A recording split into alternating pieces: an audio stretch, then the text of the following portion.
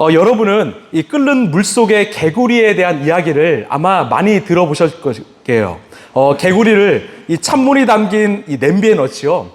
그리고 냄비를 가열하는 것입니다. 물 온도가 조금씩 올라가지만 이 개구리는 느끼지 못하죠. 유유히 헤엄칩니다. 시간이 지나서 물이 끓기 시작해도 이미 물 온도에 적응했던 개구리는 냄비에서 나오지 않지요. 결국 끓는 물에 개구리는 죽게 된다는 이야기죠. 제가 왜 이 말씀을 드릴까요? 여러분, 우리가 살고 있는 이 세상의 가치관은 아주 조금씩 변했습니다.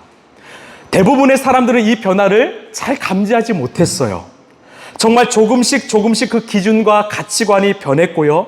그 변화에 교회도 적응했습니다. 대수롭지 않게 여겼지요. 결국 시간이 지나서 완전히 변해버린 세상적 기준과 가치관으로 인하여 우리 교회와 우리의 가정과 사회는 무너지고 있습니다. 교회로 살아가는 우리의 도덕적, 윤리적, 영적 기준은 처참한 수준으로 무너지고 말았습니다.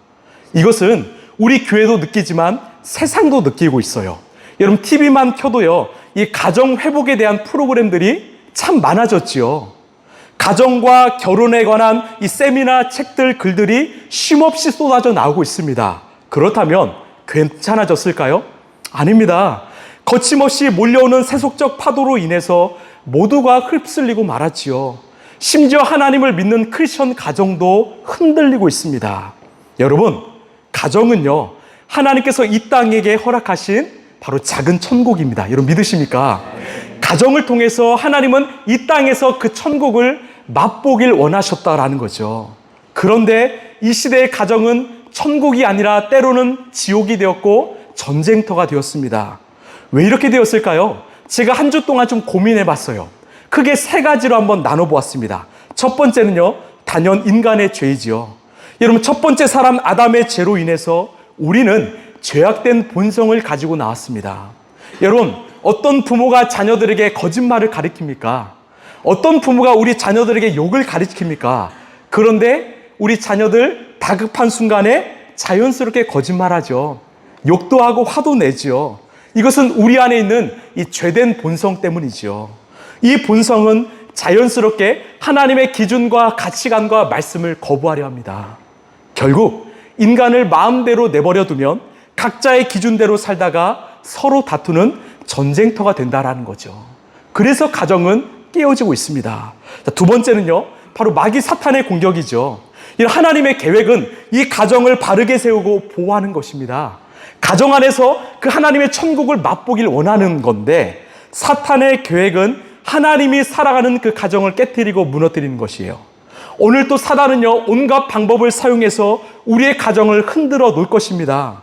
여러분, 이 시대의 사탄의 계획은 무엇일까요? 바로 세속화입니다. 하나님은요, 이 광야 생활을 마치고 이제 가나안으로 들어가는 이스라엘 백성들에게 무엇을 강조하시는가? 우리 레위기 18장 말씀입니다. 자, 시작. 너희는 너희가 살던 이집트 땅의 풍속도 따르지 말고 이제 내가 이끌고 갈 땅 가나안의 풍속도 따르지 말아라. 너희는 그들의 규례를 따라 살지 말아라. 그리고 너희는 내가 명한 법도를 따르고 내가 세운 규례를 따라 살아라. 내가 주 너희의 하나님이다. 아멘. 하나님은 신신당부하셨어요. 너희들 가나안 땅에 들어가서 세상의 문화와 유혹과 어떤 풍속을 따르지 말고 나 하나님의 명령, 말씀만 따라야 해. 그래야 너희들 살 수 있어. 또한 레위기 19장에 보면 내가 거룩하니 너희도 거룩해야 돼. 즉 하나님은 세상과 다른 구별, 거룩함을 우리에게 원하셨던 거죠. 그러나 이 시대 사탄은요, 이 세상의 유혹과 시험을 통해서 우리가 거룩함을 잃어버리고 세상에 동화되길 원했던 겁니다. 많은 크리스천들도 무너졌고 가정이 흔들리고 있지요. 마지막 세 번째는요, 바로 시대적 사상입니다. 여러분, 이 시대를 우리는 이 포스트 모던 시대라고 하죠. 여러분, 포스트 모던에서 이 포스트는요, 벗어나다, 이 탈의 의미가 있습니다. 여러분, 모더니즘에서 강조했던 진리, 절대, 하나됨을 거부하는 시대이지요.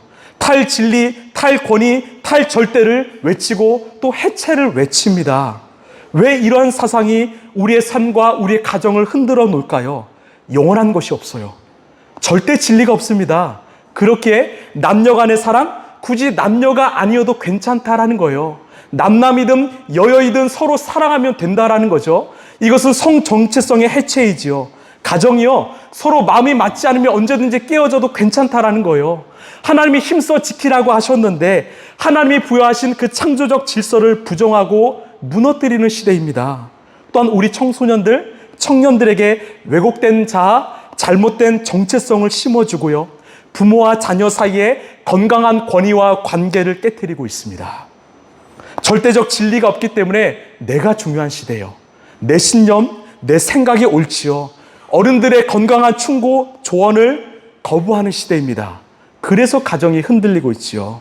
결국 우리 인간의 어떤 본성, 죄악된 본성과 사단 마귀의 공격과 시대적 사조로 인해서 우리의 평범한 일상이 흔들리고 있습니다. 마치요, 이 평균대 위에 올라가서 걷는 것 같은 그런 위기 속에서 지금 저와 여러분은 살고 있습니다. 그런데요, 여러분 걱정하지 마십시오. 왜? 우리 안에는 이런 문제와 위기와 시험을 능히 이기게 하시는 예수님이 계시기 때문입니다. 여러분 믿으십니까? 여러분 그 예수님을 믿으시길 소망합니다. 저는요, 오히려 이런 시대일수록 복음은 더 선명하게 빛이 난다라고 믿습니다. 여러분 어둠이 짙어질수록 별은 더 밝게 빛나지요. 오히려 어둠이 가득할수록 복음은 더 복음될 것입니다. 예수 그리스도 복음은 더욱더 빛이 날 것입니다. 또한 예수님을 찾고 예수님께 돌아오는 백성들은 더욱더 찾아오게 될 것이지요. 그래서 여러분 감사하시길 바라요. 무엇보다 내 안에 계신 그 예수님 때문에 감사하시길 바랍니다.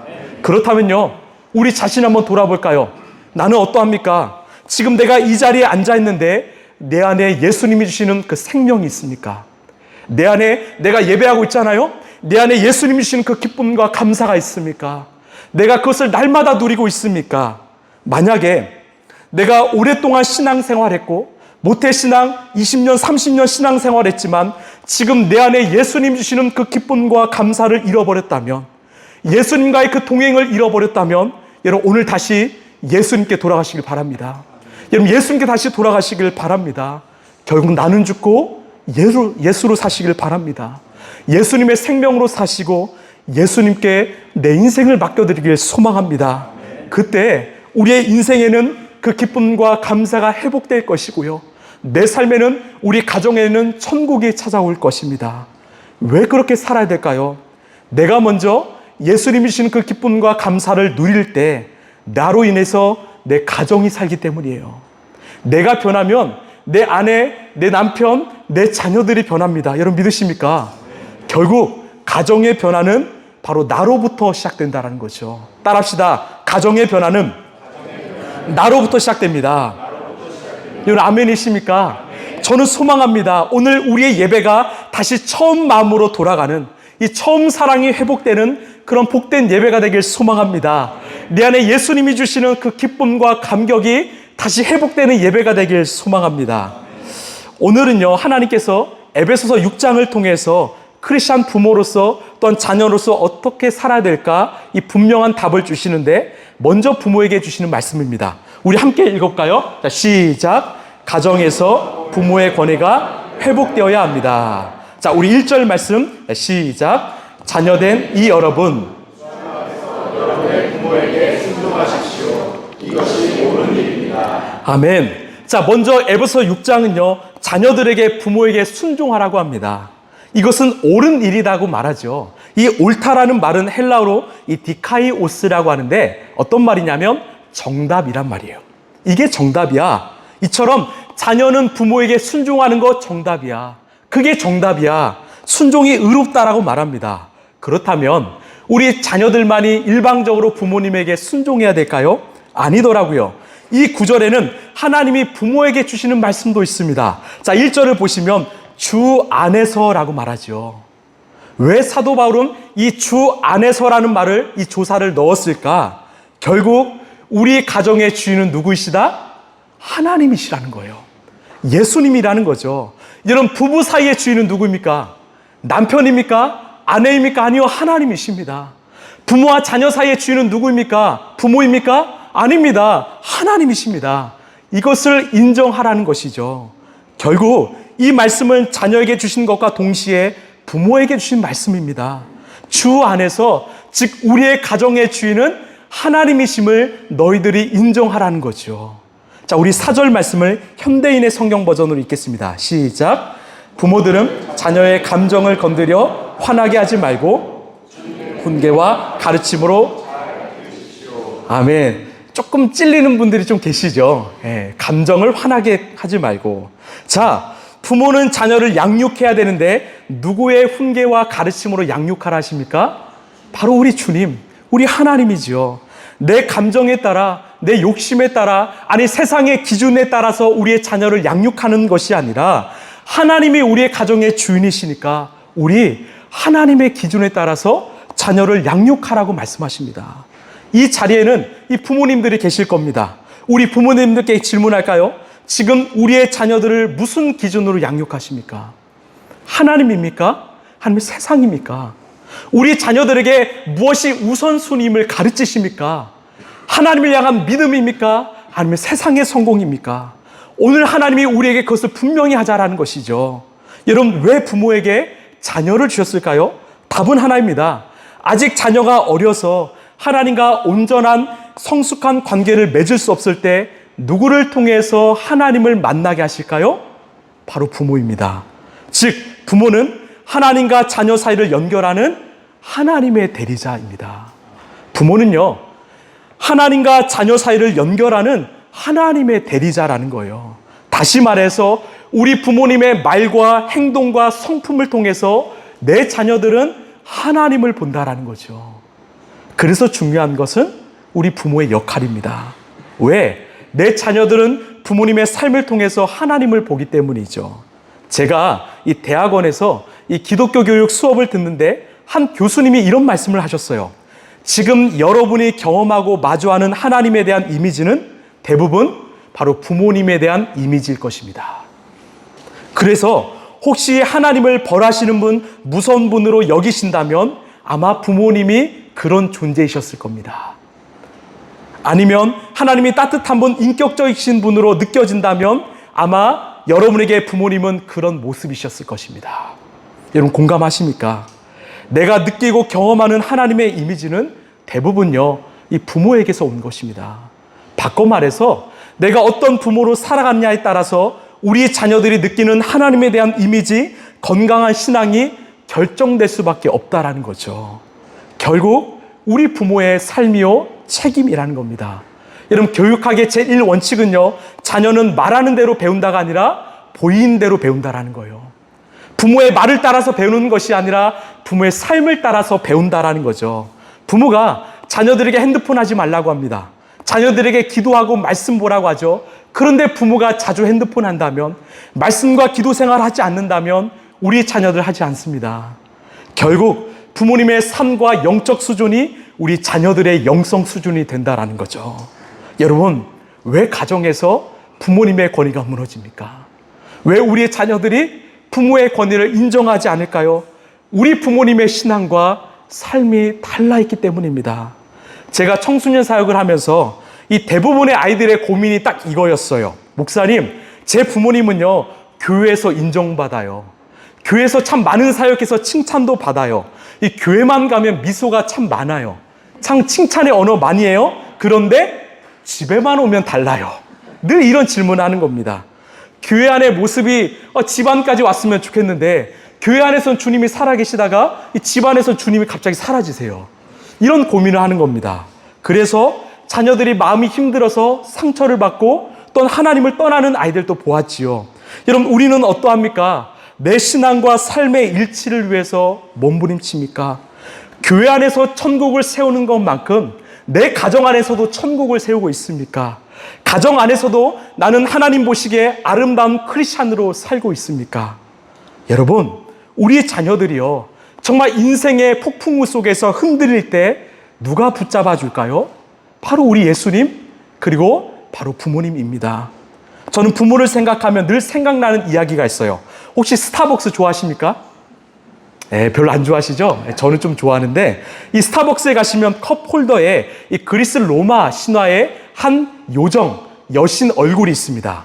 이것이 누구냐면 바로 사이렌이죠. 우리가 스벅에 가면 이 사이렌 오더라고 하죠. 이 여인 이름에서 나왔습니다. 또한 응급차나 소방차가 출동할 때 무엇이 울린다고 합니까? 사이렌이 울린다고 하죠. 여기서 나왔어요. 이 사이렌은요, 바다 요정입니다. 어떤 요정인가? 이 얼굴과 목소리가 참 매력적이에요. 아름다워요. 그런데 이 몸은요, 독수리예요. 이 요정은 아름다운 목소리로 항해하는 배 선원들을 유혹합니다. 얼마나 노랫소리가 매혹적인지 한번 들으면 헤어나올 수가 없어요. 정신없이 그 요정의 목소리를 쫓다 보면 갑자기 나타나서 이 배를 부서뜨리고 선원들을 죽였다고 합니다. 아주 무서운 요정이죠. 하루는요, 이 오디세우스라는 청년 선장이 그 바다를 건너야 했어요. 출항하기 전에 이 선원들에게 신신당부했습니다. 이 선원들 모두에게 이 귀마개를 쓰라고 했어요. 그리고 자신을 이 배 기둥에 꽁꽁 묶으라고 말했습니다. 어떤 일이 있더라도 그 결박을 풀지 말라고 당부했습니다. 실제로 바다를 항해하는데 이 세이렌의 노랫소리가 들립니다. 굉장히 매혹적이에요. 이 오디세우스는요, 본능적으로 그 결박을 풀고 요정에게 나아가려고 몸부림쳤습니다. 이 세이렌에게 가려고 몸부림쳤습니다. 그때 귀마개를 쓴 선원이 그를 더 꽁꽁 묶었습니다. 결국 배는 무사히 목적지에 도착했고 이 오디세우스도 살았다라는 이야기죠. 여러분, 이것은 바로 이 시대를 살고 있는 우리 자녀들의 모습입니다. 여러분, 세상은요, 엄청난 유혹을 우리 자녀들에게 흘려보내고 있습니다. 마치 세이렌의 목소리처럼 우리를 계속 유혹할 것입니다. 그런데 우리의 죄악된 본성은요, 그 유혹 앞에서 격렬하게 반응합니다. 그 유혹을 참고자 가지고자 몸부림치죠. 그때 무엇이 필요합니까? 바로 기둥이 필요합니다. 우리의 자녀들의 인생을 묶어줄 기둥이 필요하죠.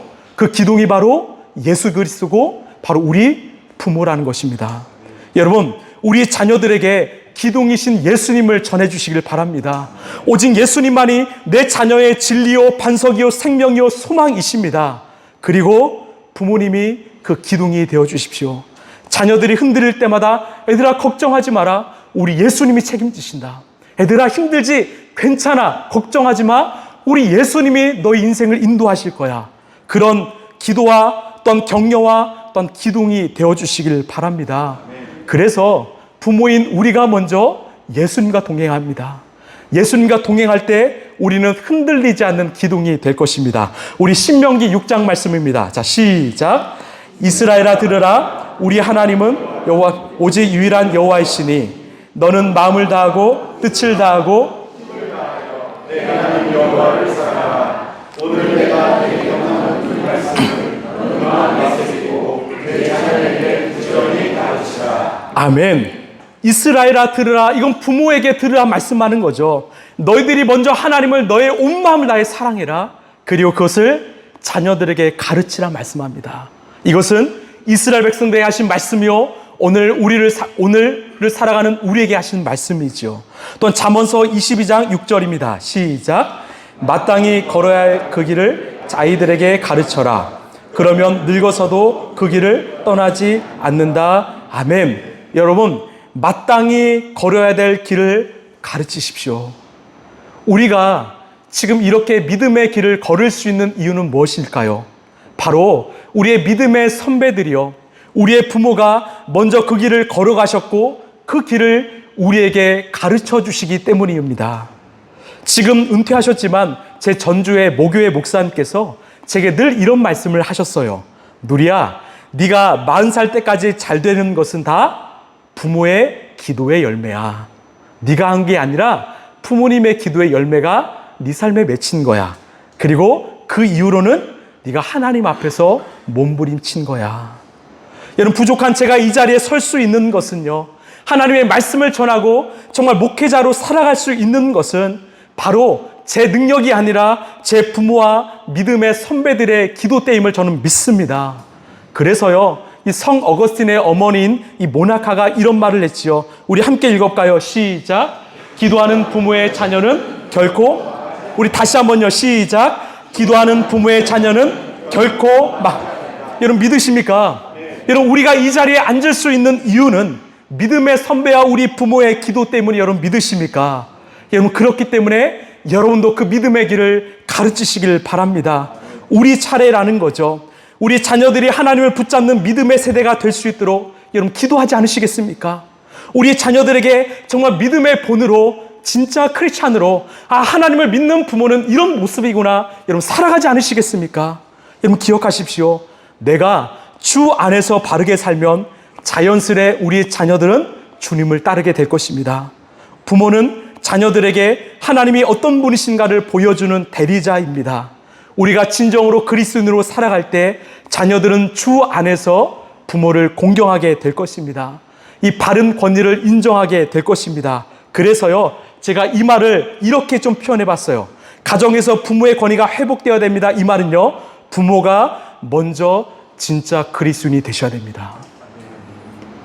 여러분 진짜로 사십시오. 믿음의 기둥으로 사십시오. 여러분 세속화에서 여러분 벗어나서 정말 거룩함으로 사십시오. 그때 바른 영적 권위는 회복될 것입니다. 자, 그 다음은 자녀에게 하신 말씀인데요. 우리 함께 읽겠습니다. 시작. 가정에서 부모의 권위를 인정해야 합니다. 우리 1절입니다. 시작. 자녀된 이 여러분, 주 안에서 여러분의 부모에게 순종하십시오. 이것이 옳은 일입니다. 아멘. 자, 부모에게 순종하라고 합니다. 앞서 말씀드린 것처럼 부모는 하나님이 자녀에게 보내주신 대리자이기 때문이죠. 여러분, 우리가 눈에 보이는 부모님을 사랑하고 순종하지 않으면 어떻게 눈에 보이지 않는 하나님을 사랑할 수 있을까요? 성경에서요, 유일하게 하나님이 직접 쓰신 말씀이 있습니다. 여러분 뭔지 아십니까? 바로 십계명입니다. 하나님이 성경은 사람을 통해서 쓰시겠지만 유일하게 십계명은 하나님이 직접 쓰셨습니다. 왜? 정말 중요하기 때문이죠. 이 십계명이 두 부분으로 나뉩니다. 1계명에서 4계명까지는 하나님의 사랑이죠. 5계명부터 10계명까지는 이웃 사랑이죠. 즉 하나님 사랑과 이웃 사랑이 완성될 때 십자가의 삶이 회복된다라는 거죠. 그런데 이웃 사랑의 첫 계명이 무엇입니까? 우리 2절 말씀입니다. 시작. 내 부모를 공경하라고 하신 계명은 약속이 딸려 있는 첫째 계명입니다. 아멘. 첫째 계명은 바로 부모 공경입니다. 내가 아무리 내 주변의 이웃을 사랑한다고 했지만 내 부모를 사랑하지 않으면 그 사랑은 100% 사랑이 아니라는 거죠. 제가 이 말씀을 깊이 묵상해 보았습니다. 사실요, 제가 어릴 때는 이 말씀에 순종하기 너무 어려웠습니다. 부모님을 공경해야 되는 거 내가 머리로는 아는데 부모님이 때로는 저를 혼내시기도 하고요. 야단치실 때는요, 참 지키기 어렵더라고요. 그런데 제가 조금 더 어른이 되고 성장하면서 좀 달라졌습니다. 최근에 제 주변에 계신 목사님들의 이 부모님의 부고 소식들이 참 많이 들려옵니다. 그래서 이 말씀이 얼마나 더 복된지 모릅니다. 여러분, 여러분에게 지금 공경할 대상인 부모님이 살아계십니까? 내가 사랑해야 될 그 부모님이 지금 현존해 계십니까? 여러분 그것이 얼마나 축복인지 아십니까? 왜요? 우리가 부모님을 공경하고 사랑할수록 정말 하나님을 향한 우리의 사랑이 성장하고 성숙할 수 있다라는 거죠. 여러분, 사랑도요, 받는 것보다 주는 것이 여러분 복되는 것을 여러분 아십니까? 왜? 그 사랑이 성숙한 사랑이잖아요. 내가 사랑을 베풀면서 주면서 내가 놀랍게 변화되거든요. 자녀로서 내가 부모님을 진심으로 사랑하고 공경한다면 이 과정을 통과한 사람은요, 하나님의 놀라운 축복을 받습니다. 그게 3절 말씀인데 3절 시작. 내가 잘되고 아멘. 저는 이 3절의 말씀을 믿습니다. 100% 믿습니다. 잘 될 것입니다. 이 잘 된다는 말은요, 내가 이 땅에서 부자가 되고 사회적 지위와 명예가 높아진다는 말이 아니라 사람들의 존경을 받는다는 거예요. 내 삶에, 내 가정에 하나님이 주시는 그 평안이 찾아온다라는 거죠. 나의 삶, 일상이 행복해진다라는 겁니다. 여러분, 부모님과의 관계가 회복되었을 때 얼마나 천국이 느껴지는지 아십니까?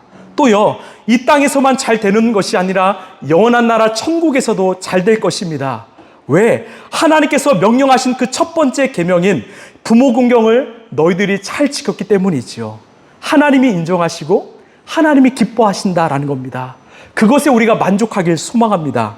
제가 아는 목사님은요, 어린 나이에 일찍이 이 아버지께 버려졌습니다. 어머니와 함께 집에서 쫓겨나와서 정말 힘든 어린 시절을 보냈습니다. 아버지께 사랑 한번 받지 못했어요. 얼마나 상처가 많았을까요? 그런데 그런 아버지가 나이가 들고 아프시고 거동이 힘드실 때 이 목사님은 그 아버지를 품으셨습니다. 임종 때까지 끝까지 잘 모시고 장례까지 치러드렸어요. 정말 하나님의 그 말씀에 순종하며 지켰습니다. 그 목사님이요, 하나님께서 정말 귀하게 사용하세요. 이 땅에서도 잘 되시겠지만 하나님 나라에서는 우리 하나님이 얼마나 많이 축복하실까요? 칭찬하실까요? 여러분, 때로는 우리가 사랑의 조건을 달 때가 있습니다. 부모 공경도 마찬가지죠. 부모가 나에게 잘해주면 나는 공경하고 그렇지 않으면 나는 공경하지 않으려는 사람도 있지요. 그러나 그리스도인은 그것을 넘어서는 존재이지요. 왜? 우리 안에는 정말 죽을 수밖에 없는 우리를 끝까지 사랑하신 예수님의 십자가의 사랑이 있기 때문입니다. 정말로 죽을 수밖에 없는 우리를 영원토록 사랑하시는 그 십자가의 은혜, 사랑 아가페가 내 안에 있기 때문이죠. 내가 그 십자가의 사랑을 받았는데 우리도 그 사랑을 흘려보내줘야 되지 않을까요? 때론 어렵고 힘들지만 내가 사랑하는 예수님께서, 내가 정말로 닮고 싶은 예수님께서 부모를 공경하라, 사랑하라 하셨기 때문에 여러분 사랑하지 않으시겠습니까? 이 자리에 계신 그 자녀분들 사랑하지 않으시겠습니까? 제가 한 가지 이야기만 하고 말씀을 마칠게요. 저에게는 부모님이 계십니다. 저번 주에 우리 라이프처치에 오셔서 함께 예배 드리셨지요. 저희 부모님은요, 평생토록 자녀를 위해서 눈물로 기도하시는 분들이세요. 지금도 저희 가정과 우리 교회를 위해서 새벽마다 밤마다 기도하십니다. 그런데 하루는 제게 문득 이런 생각이 들더라고요. 만약 이 하나님의 때가 돼서 우리 부모님을 하나님이 불려가시면 난 어떻게 하지? 우리 부모님의 생명을 거둬가시면 난 어떻게 하지? 왜요? 저는 정말 연약한 목회자이기 때문이에요. 저에겐 정말 기도가 필요한 목회자이기 때문이죠. 저는 기둥이 참 필요합니다. 그런 생각이 들면서 이런 기도가 나오더라고요. 하나님, 제 아버지 어머니를 오래 사실 수 있도록 주님 도와주십시오. 이렇게 혼탁한 시대의 목회자로 살아간다는 것이 때론 참 어렵습니다. 힘듭니다. 무겁습니다. 오늘 또 부족한 저를 묶어서 하나님 앞으로 나가서 기도해 주시는 그 부모님을 오래 살게 해주시면 안 될까요? 이런 기도가 나오더라고요. 이 자리에 계신 우리 부모님께 간곡히 부탁드립니다. 우리 자녀들을 위해서 정말 이 시대의 바른 어른으로, 진짜 크리스찬으로 여러분 살아주지 않으시겠습니까? 세상의 많은 크리스찬들은 저렇게 아니요, 정말 예수 믿는 사람은 달라다는 것을 여러분 보여주지 않으시겠습니까? 우리 자녀들이 정말 예수님께 나아갈 수 있도록, 예수님만 의지하는 신앙인이 될 수 있도록 아침마다 밤마다 기도하지 않으시겠습니까? 우리 자녀들이 부모님만 생각하면 정말 위로가 찾아오고 평안이 찾아올 수 있도록 그런 부모가 여러분 되지 않으시겠습니까? 여기 있는 자녀들에게도 간곡히 부탁드립니다. 하나님을 사랑하는 것만큼 우리 부모님 사랑하지 않겠습니까? 오늘 또 우리를 위해서 기도하시는 부모님을 사랑하지 않겠습니까? 그 바른 권위를 세워드리지 않겠습니까? 여러분, 가정은요, 바로 하나님께서 이 땅에 허락하신 천국입니다. 여러분 믿으십니까? 우리 안에 예수님이 주인 되셔서 부모는 자녀를 믿음으로 책임지고 자녀는 부모를 진심으로 공경하는 그런 아름다운 관계, 영적 질서, 영적 권위가 회복되는 그런 가정을 일궈 가시길 간절히 소망합니다.